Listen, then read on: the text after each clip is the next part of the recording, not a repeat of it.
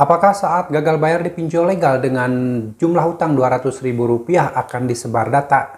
Silahkan disimak. Assalamualaikum warahmatullahi wabarakatuh. Selamat sore teman-teman semuanya. Apa kabar Anda hari ini? Saya harap kalian masih dalam keadaan sehat walafiat dan selalu dalam lindungan Allah Subhanahu wa taala. Amin ya rabbal alamin.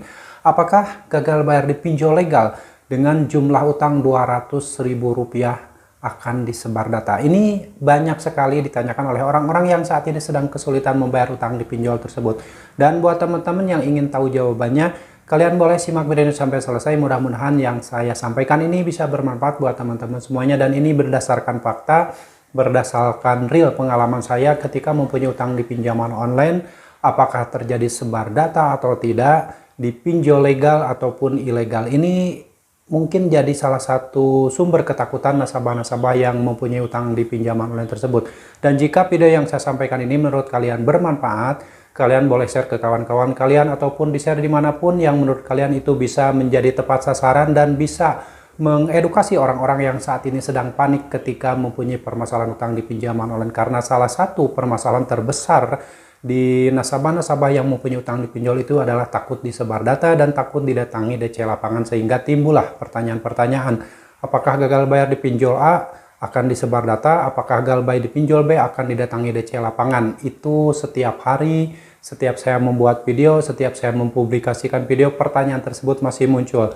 Sumbernya apakah memang ini dari orang-orang yang memang mempunyai permasalahan utang piutang di pinjol, atau justru dari debt collector pinjaman online yang menyamar sebagai korban pinjol dan pura-pura menanyakan hal itu. Itu bisa saja terjadi. Yang jelas, jika Anda saat ini sebagai nasabah pinjaman online, saat sudah berusaha membayarkannya, tetapi suatu saat karena mungkin perekonomian Anda sudah tidak mampu lagi untuk membayar utang di pinjol tersebut, akhirnya terpaksa telat bayar, bahkan sampai gagal bayar. Dan ada yang utangnya hanya Rp200.000 dan bertanya apakah gagal bayar Rp200.000 di pinjol legal akan disebar data.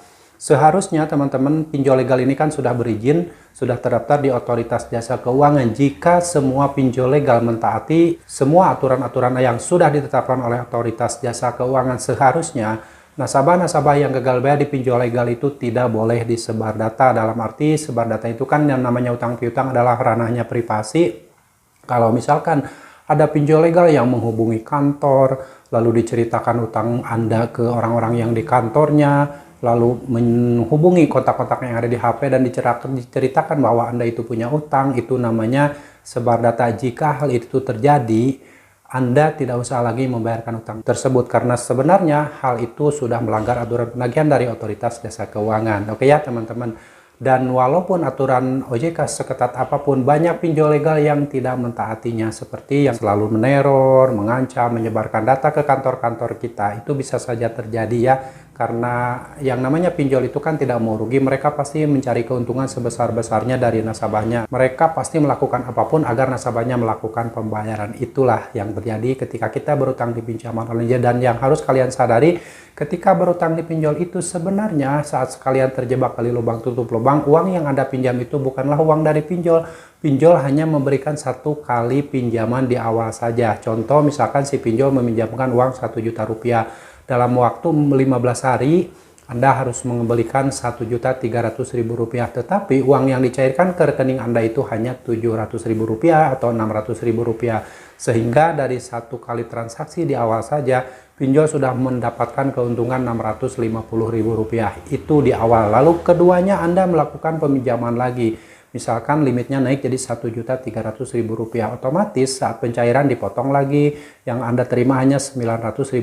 Lalu Anda harus mengembalikan Rp1.600.000. Terus-menerus seperti itu. Sehingga semakin banyak uang yang disetorkan ke pinjol, maka limit di pinjaman online itu semakin bertambah, semakin naik. Karena itu adalah uang Anda yang pinjol pinjamkan lagi pada Anda. Anda tidak menyadari ke situ. Anda itu hanya tahu bahwa Anda itu dikasih pinjaman oleh pinjol. Padahal kalau Anda sampai 1 kali, 2 kali, 3 kali melakukan transaksi peminjaman uang di pinjol, uang Anda lah yang Anda pinjam, yang awalnya itu adalah uang Anda, tetapi bisa jadi hutang Anda di pinjaman online. Nah, itulah rahasia pinjol yang tidak Anda ketahui. Jadi hati-hati ketika Anda meminjam uang di pinjol, jangan sampai Anda terjebak kali lubang tutup lubang. Karena pada faktanya gali lubang tutup lubang itu bukanlah solusi ketika Anda mempunyai permasalahan hutang di pinjol, gagal bayarkan, itu adalah solusinya. Gali lubang tutup lubang hanya akan menyengsarakan kalian dan membuat itu hutang kalian semakin bertambah, dan itu Anda tidak menyadarinya bahwa ketika Anda meminjam uang di pinjol itu Anda sudah mulai dimiskinkan. Hati-hatilah, jangan membayar utang di pinjol dengan membuat utang baru. Jangan membayar utang di pinjol dengan cara gali lubang, tutup lubang. Bukanlah penyelesaian masalah.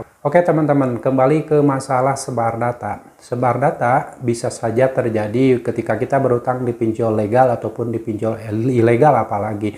Walaupun seketat apapun aturan yang sudah ditetapkan oleh otoritas jasa keuangan, pinjol legal bisa saja melakukan sebar data seperti yang Anda maksud. Nah, yang pasti kalau memang itu terjadi dan Anda punya buktinya, tidak usah membayarkan utang tersebut. Anda stop pembayaran dan gagal bayarkan selamanya. Dengan seperti itu, maka pinjol mungkin akan mendapatkan efek jerak. Karena seharusnya memang pinjaman online legal itu tidak boleh melakukan pelanggaran, tidak boleh melanggar aturan OJK, yang mana aturan OJK sengaja ditetapkan oleh pinjol untuk memperbaiki sistem yang ada di pinjaman online tersebut.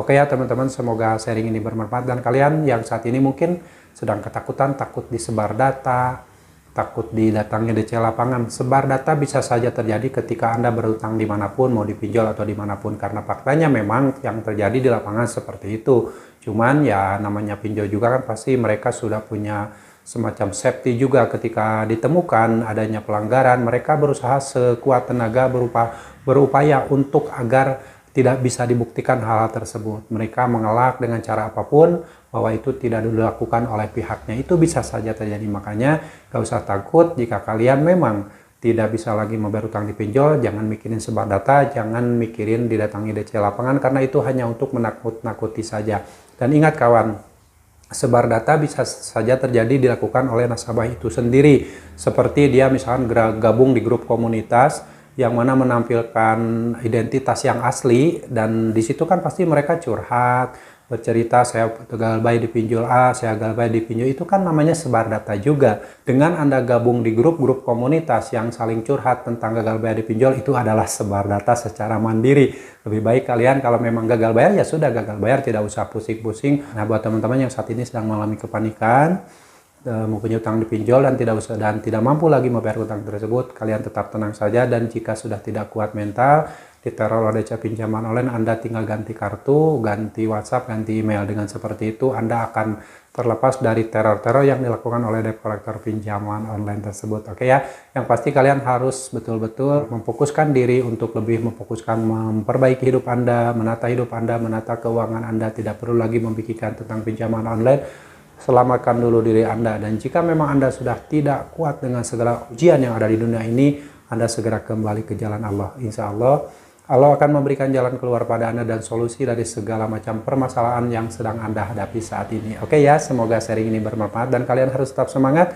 Perjuangkan masa depan kalian, perjuangkan masa depan keluarga kalian, dan jangan pernah lagi memperjuangkan masa depan pinjaman online. Sampai jumpa lagi di video saya selanjutnya. Wassalamualaikum warahmatullahi wabarakatuh.